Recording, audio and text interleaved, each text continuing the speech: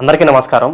ఇవాళ మనతో బ్రహ్మశ్రీ దుగ్గిరాల యాజ్ఞవల్క్య దిలీప్ శర్మ గారు మనతో ఉన్నారు. శ్రీ శుభంకరి సేవా సమితి ఆధ్వర్యంలో అష్టాదశ శక్తిపీఠ మహాయజ్ఞం జరగబోతుంది. ఆ కార్యక్రమం గురించి ఒకసారి మనం తెలుసుకుందాం. నమస్కారం గురుగారు. గురుగారు, మీ సంకల్పం చాలా బలమైనది. కానీ ఇంత పెద్ద కార్యక్రమం మీరు ఒక్కరే చేయాలంటే చాలా కష్టంతో కూడుకున్న పని, అలాగే ఖర్చు కూడా చాలా ఎక్కువగా అవుతుంది. ఈ కార్యక్రమం కనుక ఫండింగ్ చేసేవాళ్ళు ఎవరన్నా పెద్దవాళ్ళు ఎవరన్నా ఉన్నారా? ఎవరన్నా ఉంటే కనుక మీరు మాతో పంచుకోవచ్చు. శుభంకరి సేవా సమితికి ఫండర్ ఒక్కళ్ళే, పరమేశ్వరుడు. శివుడు ఇచ్చినటువంటి భస్మంతో ఫండింగ్ జరుగుతుంది. ఈశ్వరుడు దయ ఒకటే, అంతే. ఈశ్వర అనుగ్రహం తప్ప మరొకళ్ళ యొక్క అనుగ్రహం కానీ, మరొకళ్ళ దాని వెనకాల బ్యాక్గ్రౌండ్ కానీ ఏ వ్యక్తి, నా భార్య, నా పిల్లలు, నా తల్లిదండ్రులు, నా కుటుంబం ఏది ఉండదు.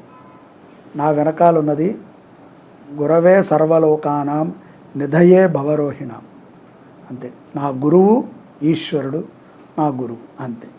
మా స్వామీజీ వారు సచ్చిదానంద గణపతి, శ్రీ శ్రీ గణపతి సచ్చిదానంద స్వామీజీ, దత్త విజయానంద తీర్థస్వామి వారు, ఆయన వెనకాల ఈశ్వరుడు, వాళ్ళ ముందు నేను, అంతే. వెళ్ళిపోవటమే. దీనికి ఎవ్వరూ ఫండింగ్ చేయరు. ఏ కార్యక్రమానికి ఏది పెట్టు ఫండింగ్ ఉండదు.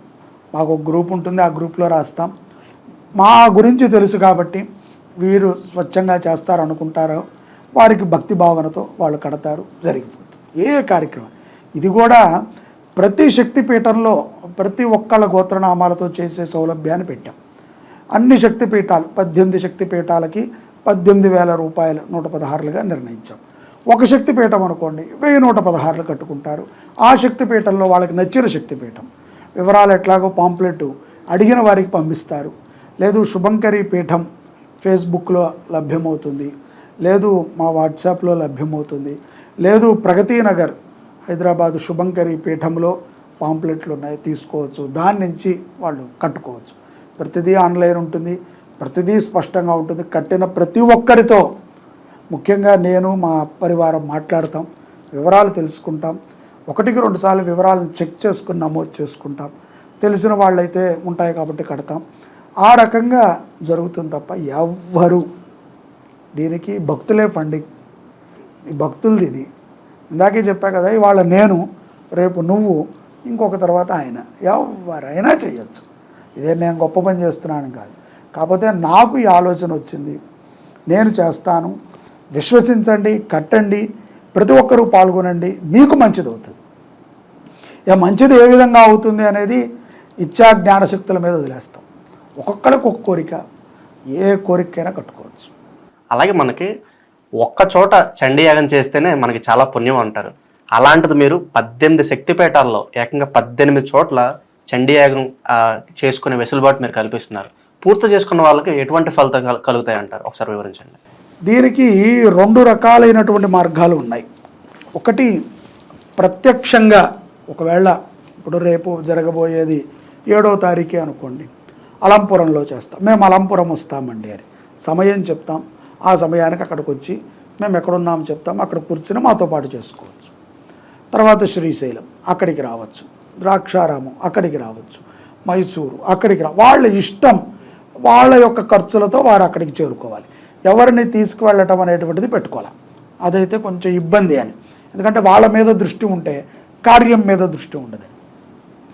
రెండోది, ఎక్కడెక్కడైనా సరే హోమాలు మనం చేస్తే మనోవాంఛ కోసం చేస్తాం.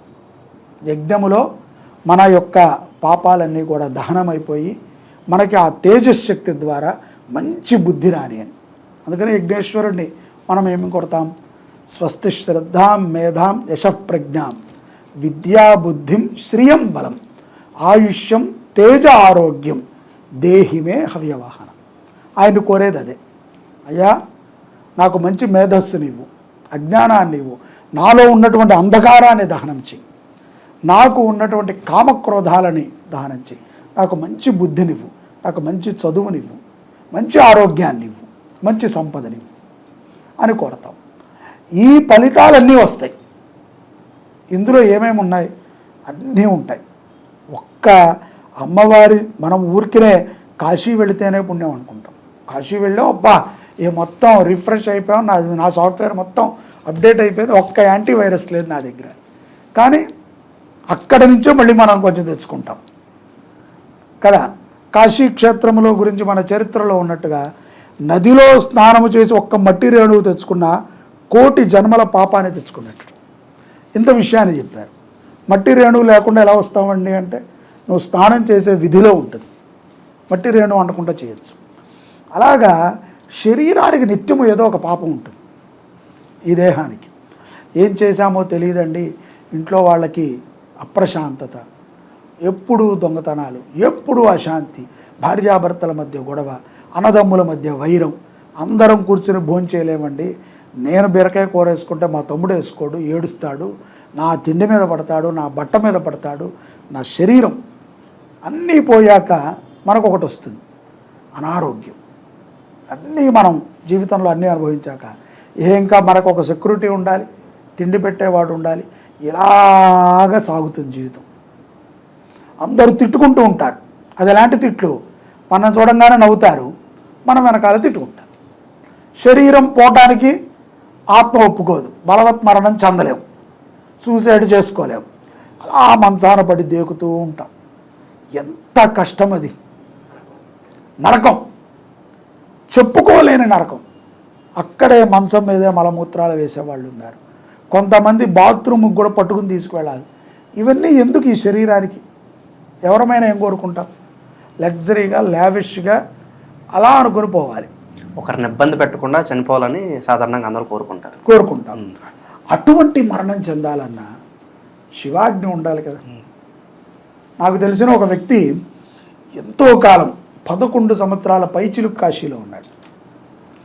ఊరికినే పెదనాన్నగారు పుట్టినరోజు, 70వ పుట్టినరోజు చూడటానికి ఇలా హైదరాబాద్ వచ్చి అడుగుపెట్టి వాళ్ళ ఇంట్లో కాఫీ తాగి కుర్చీలోనే పోయాడు. 11 ఏళ్ళు మన కాశీలో ఉండి అక్కడ శరీరం సాధించాల. ఎవరైనా కాశీకి ఎందుకు వెళ్తారు? అక్కడ మరణిస్తే మోక్షము అని. అతనికే ఒక 60 ఏళ్ళు ఉంటాయి. 53 సంవత్సరాలకి అతను హైదరాబాద్ వచ్చి కాఫీ తాగుతూ చనిపోయాడు, గుండెపోటు వచ్చి స్పాట్. ఎంత బాధపడ్డారో వాళ్ళ బంధువులు. నిర్వచనం ఏంటండి, ఎవరమైనా అసలు కాశీ నుంచి దిగాడు, బ్రష్ చేసుకుని అలా కూర్చున్నాడు, ఫట్, వేరే మాట లేదు. కాశీ మాట కూడా నోరు తెరచి చెప్పలేదుట.